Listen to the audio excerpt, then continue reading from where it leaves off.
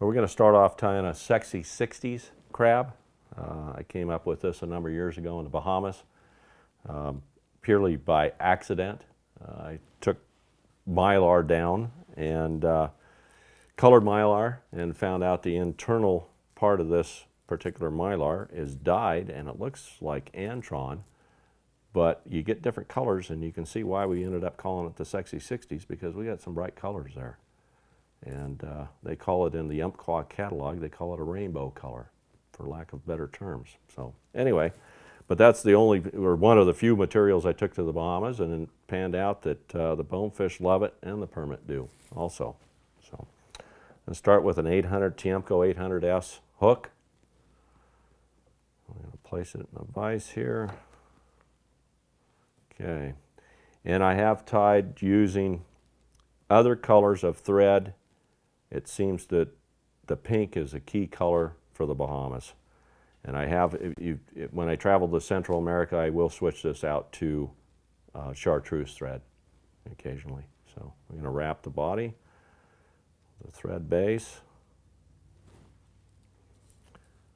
My trusty scissors out here that are no longer made. Okay, let me put on my glasses here. We're going to come down around the bend just somewhat here, a little bit.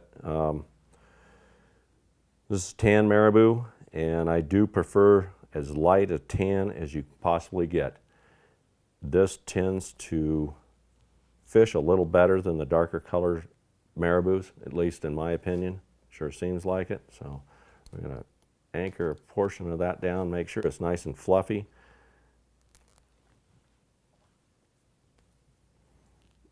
Okay, back the thread off and get this all clumped together here. I'll take my larger scissors and whack that off. Now, what I started doing with the Marabou, instead of just leaving it on the top of the hook like this, I will roll it. Let me see if I can get, I'll start over here. Roll it around to the bottom.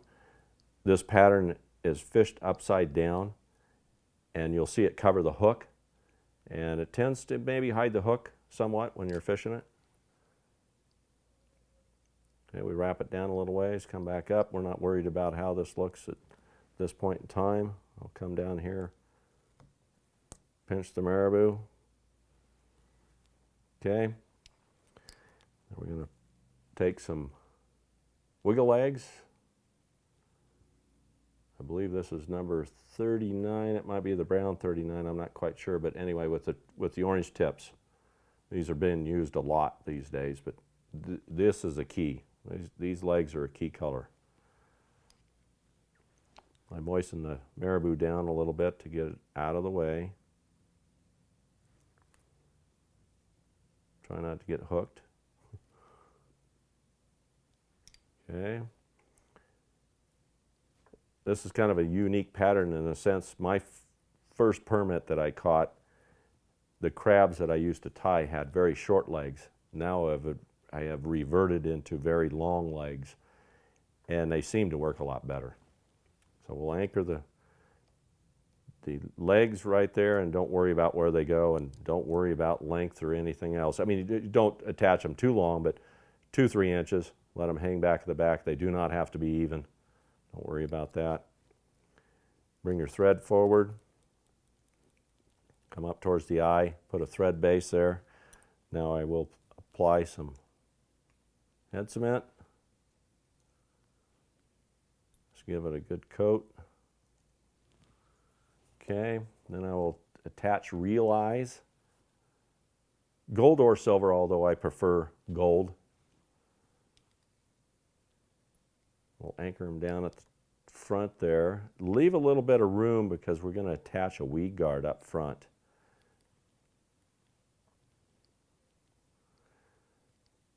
And everybody's got their ideas about attaching eyes, but I tend to go back. I even make a little hump back here where your thread will anchor behind that hump and try to extend it back and forth here. And then really come down with your thread and actually go around your eyes. And I'll turn it over and apply apply a lot of pressure here. This is A thread, size A. It's actually what it is single strand floss. Okay, now we're going to build this up just to make it even. Okay.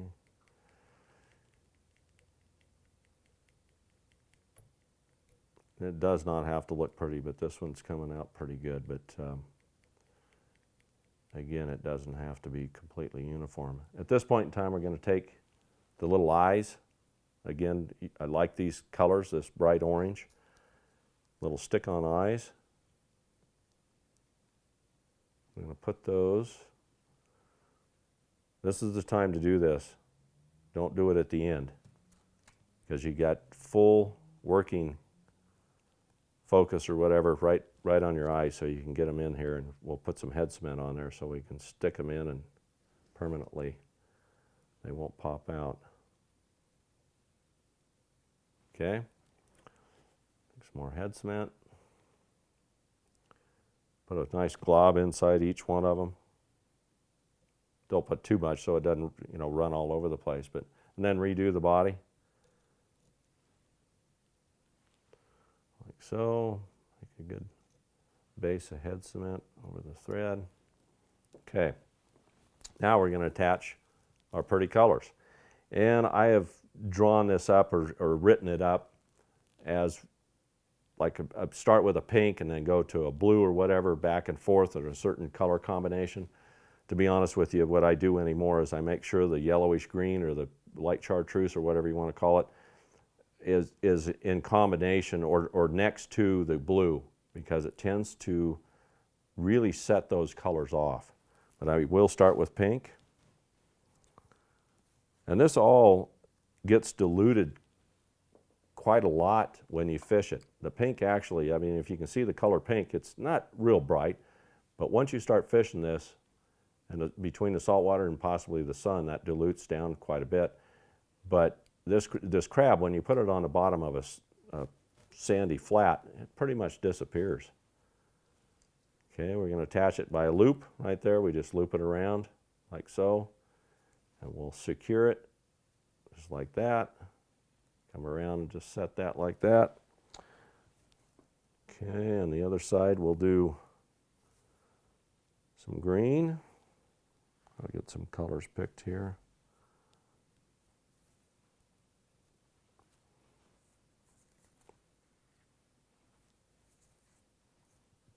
Okay. Unwrap that first, that second anchor wrap right there. Bring the other right to the other side, like so. You can see that. And do 3 wraps, tight, very tight. Okay. Come back, and I try to bring that up just a little bit, kind of makes it stick out from the side maybe a little better. I don't believe it needs to be done, but anyway. Okay, come up like so, come to the midsection. You can put 4 sections on. This is a size 6 TMC 800 hook. You can put 4 sections of this material or 3. I tend to do 3. It depends on how bulky you want the fly. Okay, we're going to come up here and do green, so I can take some of this off on this side, the yellowish green. So we'll come up, we'll attach this like so.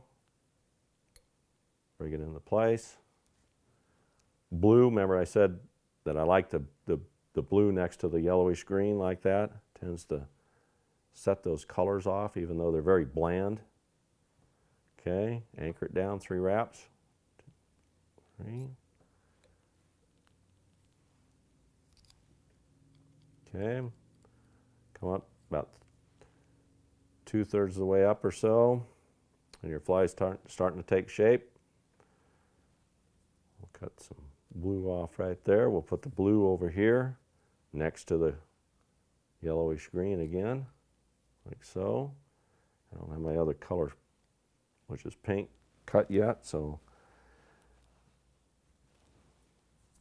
we'll make that anchor wrap right there, back it off, loop the pink around. We'll come in and secure it. 3 stout wraps, real tight, come up. And what we're going to do at this point in time, come right up to the eye of the hook, and we'll finish it off like so. You're not done with the fly, but this is a great point in time to get the thread out of the way, and we're going to do some trimming. Okay, I take the scissors and basically just cut one side like so. Try to adjust it, you know, figure out how big the crab's going to be. You could make it larger or small or whatever, but I usually do what, maybe an inch there. Do the same on the other side. I take the crab out of the vise at this point. Get the marabou out of the way so you don't trim the marabou, and trim it to look like a crab body a little bit more, like so.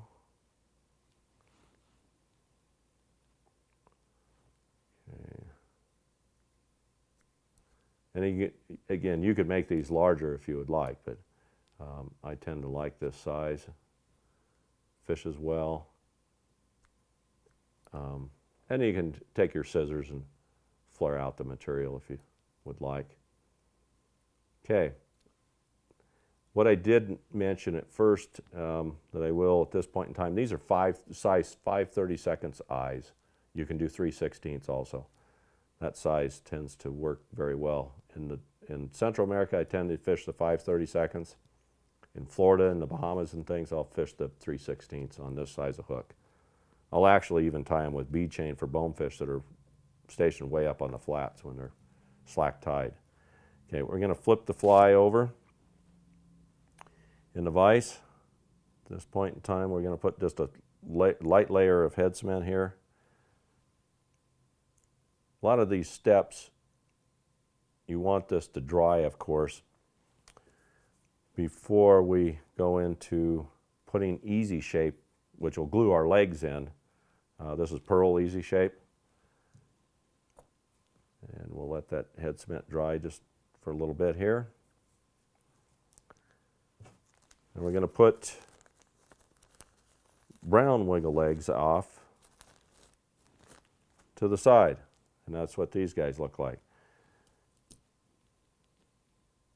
Okay, you come in and get, we're going to do 3 legs, 3 sets. So I grab 4 there, we'll back off 1.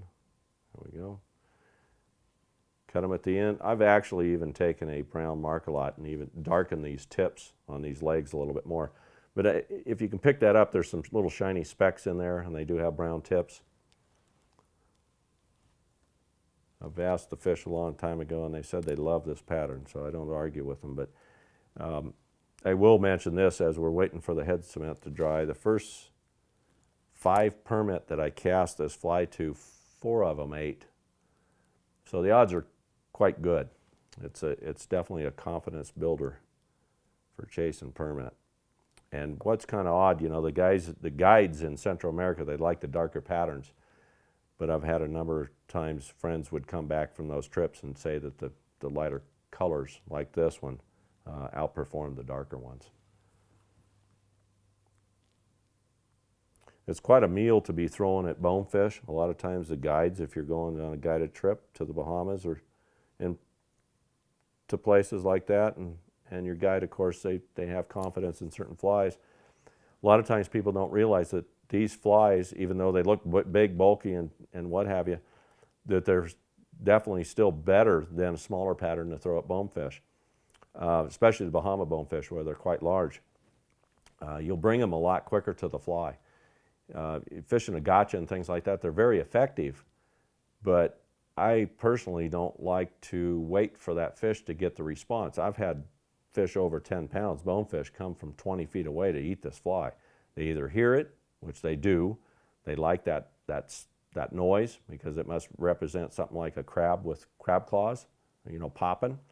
But they'll come charging the fly right off.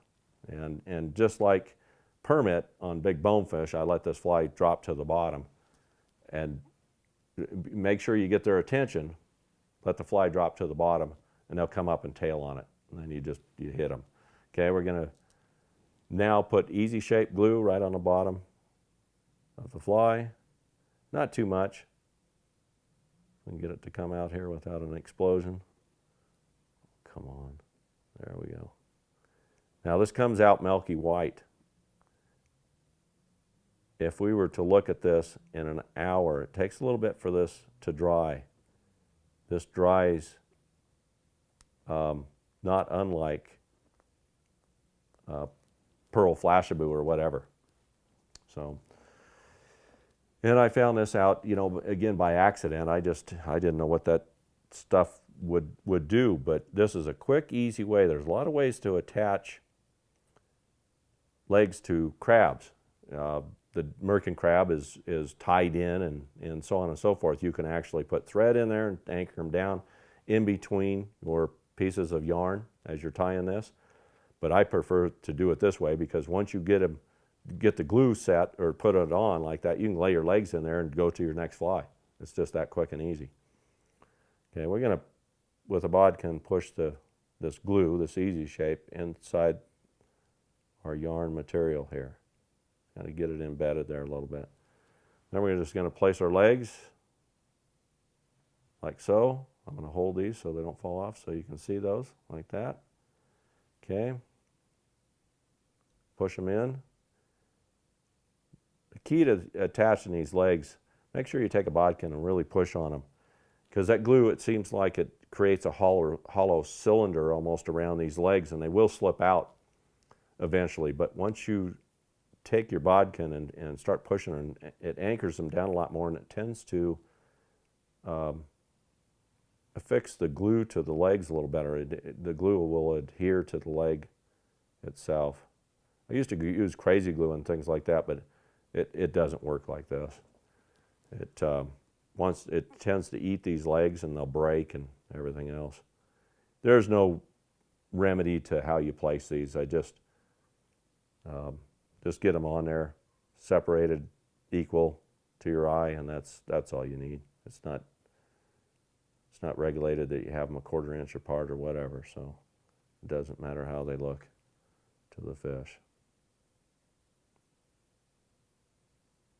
Okay. Basically, and this particular fly, we're not going to be able to, I'm going to have to let it dry, obviously, before we can put a weed guard on because I flip it upside down so the legs will fall off. So pretty much beside, you know, besides attaching your weed guard, this fly is pretty much done. You can trim your legs, come over and just try to get them fairly even. Again, bonefish and permit are not going to count how long your legs are. But I will leave them quite long. So basically, that's the fly. And if you get a little bump in this easy shape and things like that, you can smooth it out. But to be honest with you, when it dries, it'll be flat, pearl, clear right there. And that's basically the fly right there. Okay.